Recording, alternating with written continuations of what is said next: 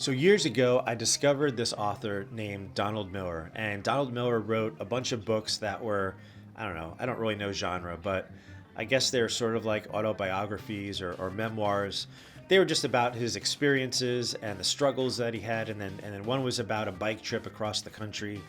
So I don't know what was so engaging about them, except that you could just relate to Donald Miller and what he was going through. Even though I hadn't ridden across country or had the same experiences in college that he had, he was just a very relatable sort of guy. In fact, I kind of think if I met Donald Miller in real life, we'd probably be best friends.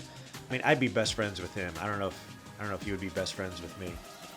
And then a few years later, his most popular book called Blue Like Jazz, they were going to make a movie about it. And as a result of going through that whole movie making process, Donald Miller wrote a workbook called Storyline, because he sort of had this discovery about how story plays such a major role in our life.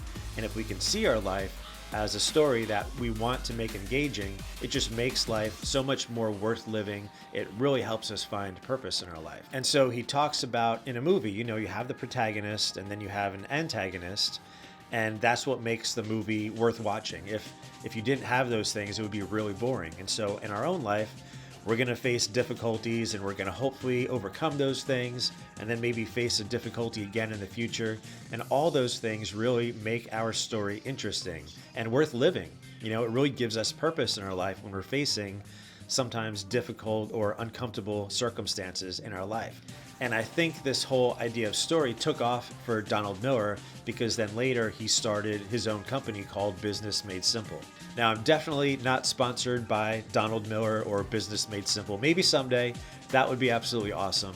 But for now, it's just free advertising. Hopefully it's not detrimental to your company. But anyway, this video is intended to talk about purpose, and it's a continuation from the first video I made on how to find purpose in your life. And so I wanted to share with you something I learned from Donald Miller that has been absolutely transformational in my everyday life, in my view of my day, and in the purpose that I find as a result of applying this one routine. And so the one thing that I do just about every morning is I read my obituary. So I know that's kind of dark and morbid, but it really is one of the first things that Donald Miller talks about. He says to write your obituary, and what that does is it helps you find purpose in your everyday life. What happens when you write that out is you put the most important things in your obituary. You don't put like, oh, Jeff worked really hard to save up money to get the Jeep that he wanted. And so when you write your obituary, it's not about stuff. I mean, unless you're a really shallow person, you probably don't want to just be remembered for the stuff that you bought or the stuff that you wanted to get and you couldn't afford. But for real, what happens is when you write your obituary, it becomes more about the important people in your life. And so I found as I wrote mine out, it's about my wife, it's about my kids, and it's about the people that I want to impact at my job. And so what reading my obituary every day sort of forces me to do is look at my day coming up and think about, well, how am I going to move closer to making this obituary a reality for my life? Before this, at least in terms of work, I had a habit of going into work, opening up my laptop and just kind of scrolling through emails and reading them and deleting some and responding to some. And I'd probably spend a couple hours in the morning going through emails. And then maybe after that, I'd be like, oh man, my desk is a mess. I can't work like this. And I'd clean it up. And then I'd go out into the rest of the office and just kind of see how people are doing and what's going on. And so I knew all along that I had important jobs to do each day that would actually push the business, and it's a nonprofit that I run, that would push the nonprofit forward in our mission. But I would put those things off, and at the end of the day, I'd be like, all right, it's time to to write this grant or to call that person that, I'm kind of nervous about calling. And I'd be like, you know what? I'm just going to save that for tomorrow. It's a new day. I'll start fresh and I'll do those things tomorrow. And then the next day would come and I would fall back into the same routine and do it all over again. And so I would procrastinate, and not even mindfully procrastinate. I would just kind of be like, well, that's my routine. That's what I do. And I think in a similar way, I did the same exact thing to my family.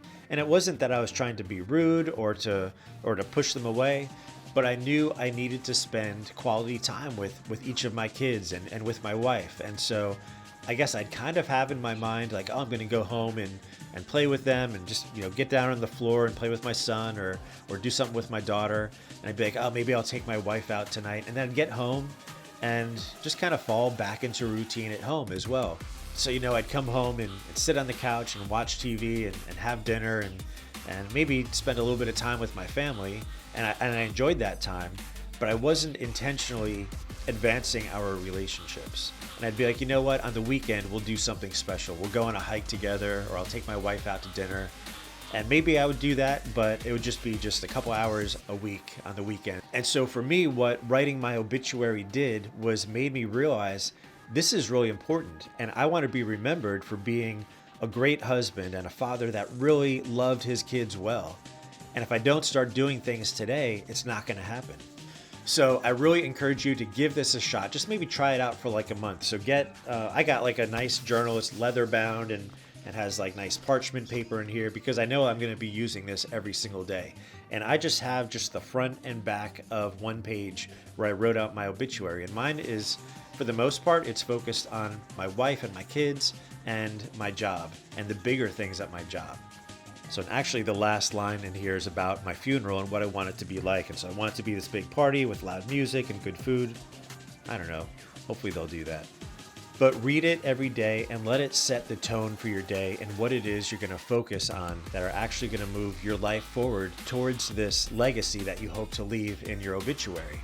And again, I'm going to do some upcoming videos too about how to make this practical and really apply it in your everyday life. But for now, just start by reading it every day. Now, obviously, I can't make you do this. It's your choice if you want to do it or not, but you risk just kind of getting stuck in the routine, mundane tasks of every day and not pushing your life forward.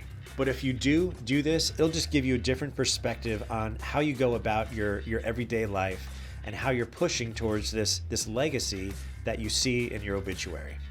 Plus, kind of an added benefit of all this is you could tell people that you read your obituary every day and they'll think you're a really dark person. Hey guys, thank you so much for checking out this video. If you found it helpful, show a little love and hit the like button. If you found it really helpful, step it up a little more and subscribe to the channel to make sure you don't miss any future videos. Thank you so much for checking out the Jeff Bruce.